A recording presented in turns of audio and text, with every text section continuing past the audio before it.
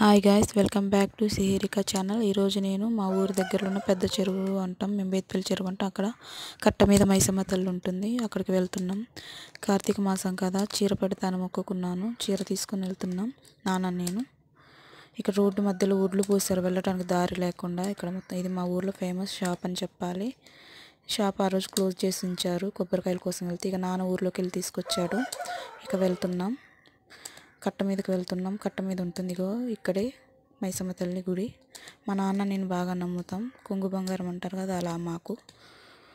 నాకు చీర కట్టడం రాదు, ఏదో అలా కట్టేశాను.